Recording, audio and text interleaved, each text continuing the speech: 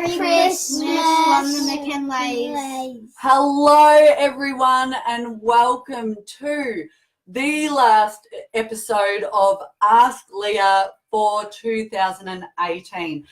Tonight I am joined by all three of my kiddies just for a couple of minutes before they are going to go off to bed.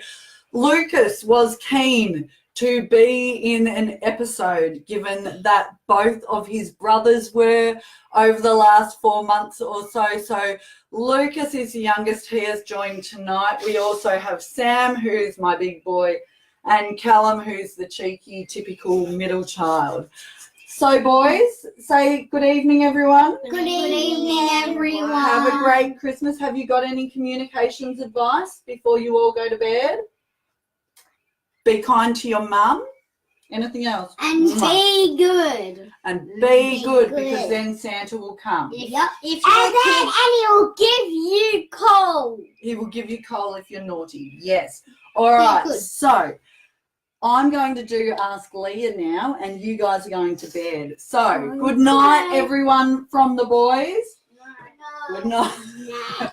Out you go and shut the door. Bye. Hello, folks. I am in my Choose Kind t-shirt. I don't have a skerrick of makeup on tonight, but I do have my wine because it is time to celebrate.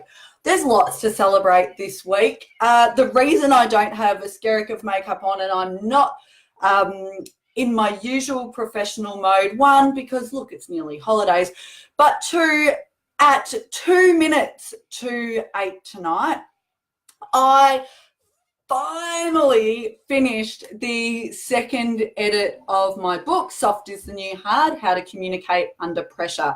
The bags under my eyes are from working until 1 a.m. at least for the last week. I did finish my delivery of workshops and training last week, but it certainly didn't mean the end of work for me. I have had a big push to get my book up to a standard where it will be going out to a few early readers tomorrow for their feedback, which I am hugely excited about, before it goes off to the editor for a final pass over. And then book design is happening over the holiday period. So there's lots going on, lots to celebrate.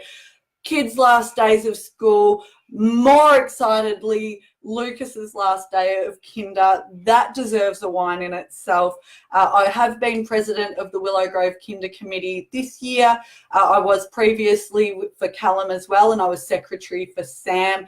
Kinder years, for any of you who are kinder parents out there, they are tough, particularly when you have older children at school as well with the dual pickups. You'll feel my pain if you have been a kinder parent. So there is a lot to celebrate. Now, I'm not just going to rabbit on tonight. There is communication stuff that I need to get to as well.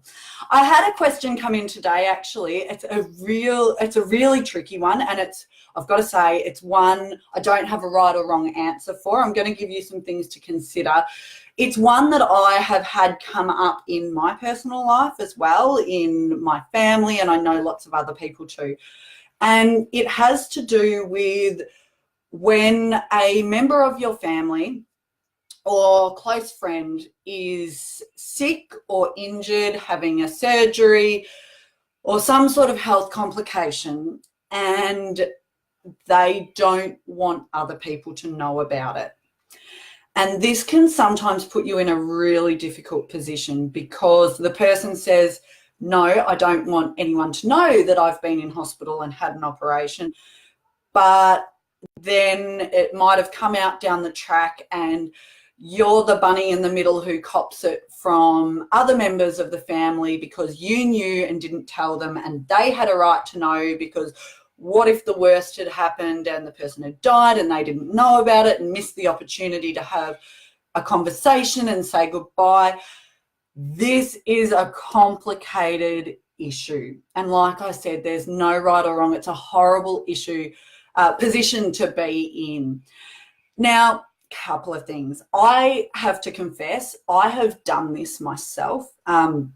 When my youngest child, Lucas, was a baby and I was still breastfeeding, I found a lump in one of my breasts, and I went and got all of that checked out because I had had friends who unfortunately had breast cancer at a younger age, and so I knew that it was probably nothing, but there was a chance that it could be something. Now, I didn't tell my parents when that happened because they were going on holidays or they were away at the time. I did tell, I think, my sisters, but I put them in a really crappy position because I said, don't tell, I don't want mum to know, I don't want to ruin her holiday. Now, at that time, I thought I was doing the right thing. And, you know, I went away and I got it all tested. It all came back fine. And then I told mum and I said, look, this has happened. I had a test. You know, it's all fine. You know, it's just a lump. You know, you get them when you're breastfeeding sometimes. It's a lump. There's nothing sinister. And I remember mum being really upset with me and saying, you should have told me. It doesn't matter that I'm away. Now, like I said, at the time, I thought I was doing the right thing. I was on the receiving end of this sort of thing a couple of years later where someone in my life had something go on health-wise. They kept it a secret from me. And when I found out that they'd kept it a secret, and of course they did it for the same reasons that I had, we didn't want to worry you, we didn't want to concern you. And when I found out, I was so upset, and I said, I could have supported you. I could have, you know, I'm a strong person. I wouldn't have broken down. I could have been there and supported you. And what if it had have been the worst? You know, you shouldn't have to go through that alone. What if it had been the worst and I'd missed my opportunity to say goodbye? And suddenly I went, oh my goodness, this, you know, I had done a similar thing myself. Now, I'm not saying that there's only one way to do this, and I'm not saying that I would always tell people what's going on straight away, but it really did make me think, this situation, because I've been on both sides, and you know, neither is perfect. Both have their downsides. So to the person who contacted me and said, what should I do? My nan has had an operation and she is estranged from some members of the family, and she doesn't want people to know that she's had this operation. However, last time when nan had a fall and some of the aunts found out and I hadn't told them, you know, I copped it. I was put in the middle, and I don't want to be in that position again. A couple of things to consider. Your nan does have the right to ask you not to tell people, and that is a really difficult position to put you in. So what I would encourage you to do is have a conversation with your nan. Have a conversation with your nan calmly, empathetically, and explain some of this to her. Explain to her that, yep, you absolutely respect her right to not want people to know that she has had this surgery. However, it does put you in a difficult situation, you know, for the reasons that we've just outlined. Because, you know, if they find out that I knew and I didn't tell them, even though I'd seen them, you know, that makes them angry at me, and I don't want to be in that position. Have the conversation with your nan. Talk it through, and, you know, look, she might be defensive and dismissive and say, no, bad luck, you're not telling them. Don't tell them anything. In which case, okay, and again, this comes back to the relationship you have with these people. If your relationship and your allegiance is to your nan, have this conversation, and if she says no, well, you're probably going to have to respect that. But it might be worth saying to her and pointing out why it might be beneficial if you were able to tell your aunts. It might be, you know, look, can I let them know in a couple of weeks' time when you're home from hospital, so that they know what's happened, but it's not at this time now. You know, see if you can negotiate, see if you can reach that compromise. Now, if your nan does stick to her point and say no, you're not sharing this information. I forbid you. I don't want you telling people. Then if you're going to respect that, it might come out that your aunt finds out that you knew. Now, if that happens, you need to have the conversation with your aunt to say, hey, yep, again, I fully appreciate that you're upset with me for not telling you. However, this was Nan's wish. She gave me really explicit instructions and it did put me in a horrible situation. And I wish I could have told you because I wanted to tell you, but I had to respect her wishes. Okay? Really, that's all you can do. That is all you can do. Again, no right or wrong. You know who your stronger relationship is with. You know what you have to do here. But I'd make the case with your Nan first and foremost about why you want to share this information. It's not because you want, people being busybodies and things like that. It's because whether they have a relationship or not, whether they're estranged or not, there is that relationship there and they care. You never know. Sometimes there might be something happen where you can rekindle a relationship and you might think, well, I don't want to. I don't want them just to feel sorry for me. I get that. But at the end of the day, folks, life is short. Life is so damn short. And this bitterness and resentment and holding grudges doesn't help any of us. So do consider that yourselves. If you're holding on to something, it's a great time of year to let it go. It is, life's just too short to have these petty, and might not be petty, it might have been over something really serious, but we only live once. All right, if you do have a question tonight, shoot it through. Otherwise, I am jumping straight into some advice on how to communicate at Christmas. Christmas is an awesome time of the year. Some of you will have read my blog post on it, which also went out in my newsletter today. Communicating at Christmas can be tricky. Excuse me, I'm just going to have some wine. It is a glass of pepper jack too, for those who are playing along at home. Very good wine. Okay, communicating at Christmas. You might have some dodgy uncles, your busybody auntie. It might be a cousin who has always been super competitive with you. You might not have seen these people all year, and the first time you're seeing them is around the Christmas table. They might have had a few wines under their belt, and the conversation can get really interesting. You can get inappropriate questions such as, why don't you have a boyfriend yet? Geez, why are you still single? Gosh, you better hurry up. TikTok, time is ticking. Are you going to have kids? Why aren't you pregnant yet? These questions that are often, they're often well-meaning. They're often people being socially awkward and not knowing what to say, or genuinely thinking those things are wonderful and wishing them for you. Those questions are inappropriate. So first things first, to all of you watching, don't go there. Don't go there. Don't ask people about having kids. Don't ask any of those questions about having, when are they going to settle down and find a partner? When are they going to get married? Don't go there, folks.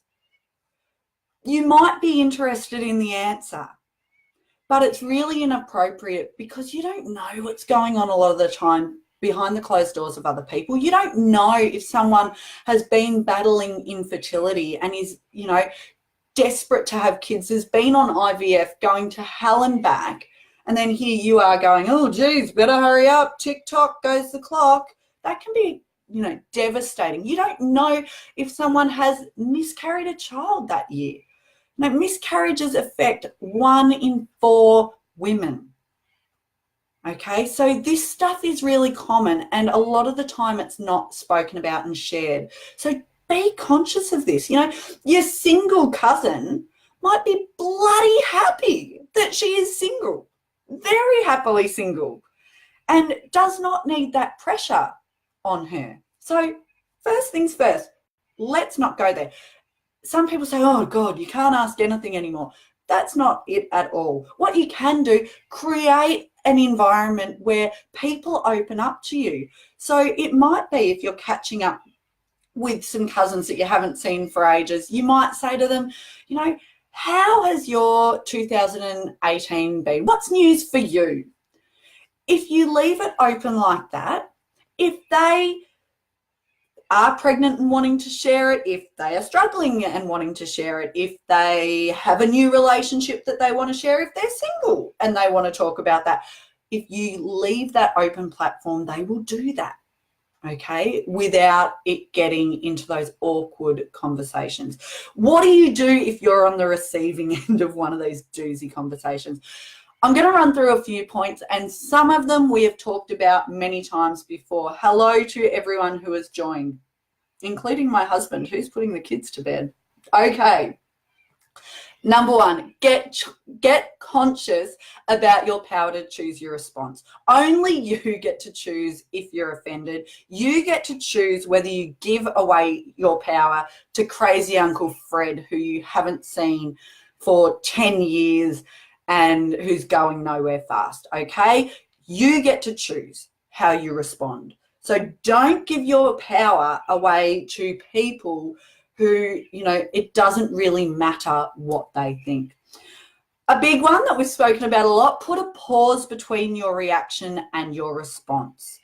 Hard to do with family, I've got to say. A lot of the time we bite, and look, I am no different. I am guilty of doing it too, and it's because we have that emotional bond with our family. We have that relationship where perhaps the filters aren't there. We are quite direct.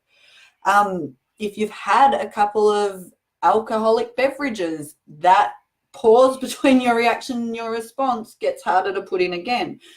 But take a breath, okay? Take a breath, put that pause in, and then respond. Depersonalize and empathize.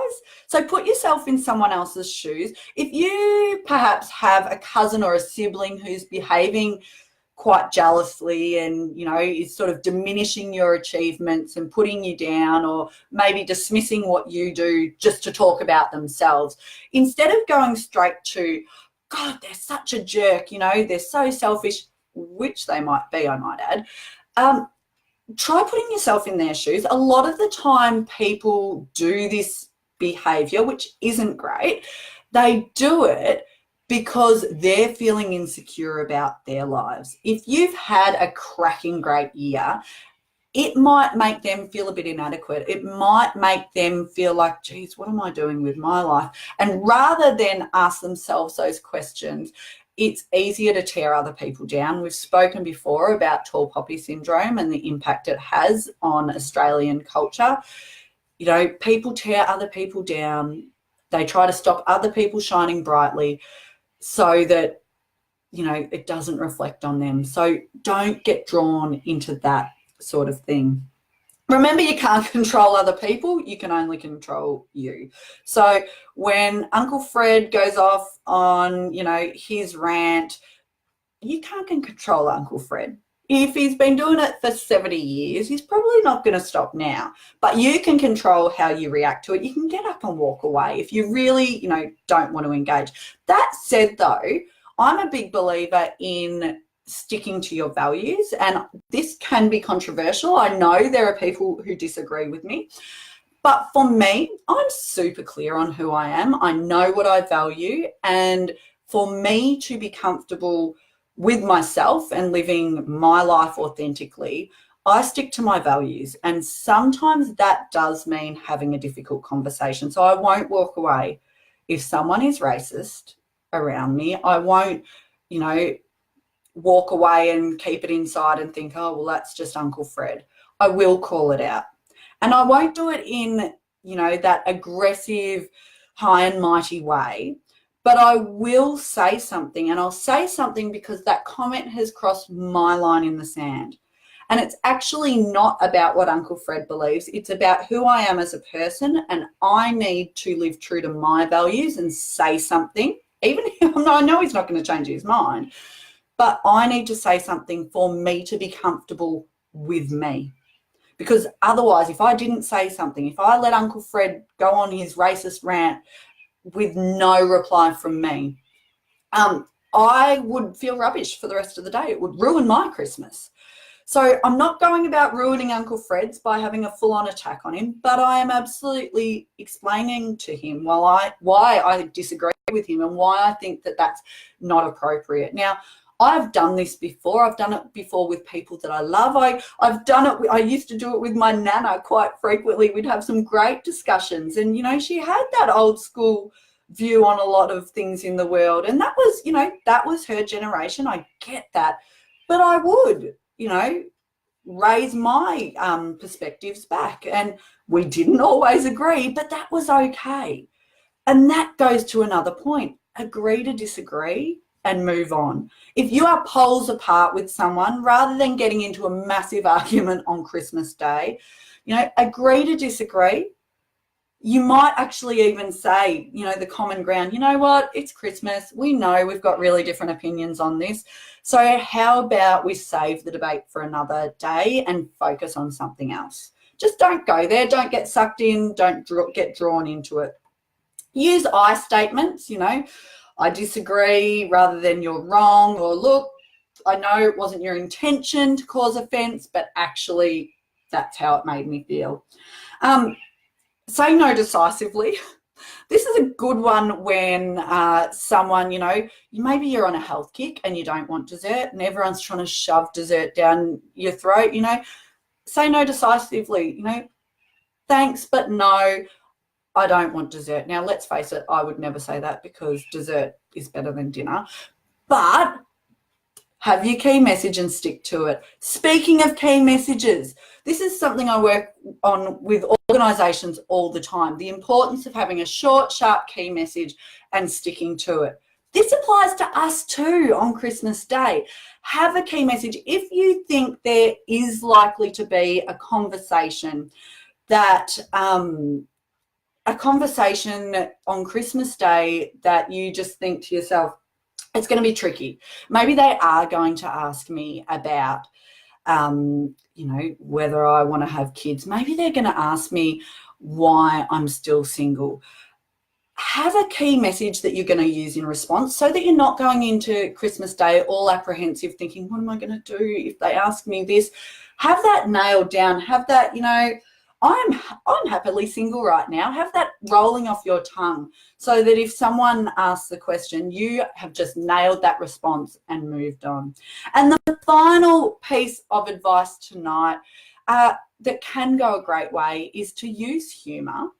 Again, it can be that key message that uses humour. It might be, you know, when, and you see this happen all the time, where someone goes, oh, you're not drinking wine. No, we all know what that means. Wink, wink, nudge, nudge. You know, it might be that your response to that is, yeah, high five to that. We sure do. It means no hangover. Woo! And walk away. Okay? You can inject some humour to diffuse the situation. So there's a whole heap of tips there. I really hope that your Christmas Day is fabulous and that you don't go down the track of having to have one of these conversations. But look, the reality is you may well have to. To finish off tonight, some of you will have I got distracted by seeing our boys are loving watching Mum. Hi, boys. Hi, Sam, Callum, and Lucas. It's time for bed. I've released my first workshops for 2019 today in my newsletter that some of you will have received. You can sign up to my newsletter on the website, www.methmac.com.au. In my newsletter, it had details, and they're also on my Facebook page. First workshop of 2019 is Shut the Hell Up. I've had lots of people ask for this self-doubt workshop, so I'm bringing it back at the start of the year so you can kick off and make 2019 the year you finally get out of your own way and stop letting your self-doubt hold you back. I've also got a special double header coming up in Sale in March. I'm running my public speaking workshop in the morning at the Matador in Sale and my networking workshop in the afternoon. So you can buy a ticket to one or the other, or there is a special double deal for both. On that note, Merry Christmas, folks. I hope your 2018 has been as fabulous as mine has. It has not been without its challenges, but it's been great. And the reason, a big reason why it has, is because I've been putting my own communication skills into action. Okay, communication makes such a big difference to all our relationships. I really encourage you to communicate with your family and friends. Let them know how you feel. Tell them you love them, okay? Have those difficult conversations early. I can't wait to share my book with you in 2019. Have a great Christmas, everyone. Bottoms up from me, and cheers to an awesome year ahead. Bye, folks.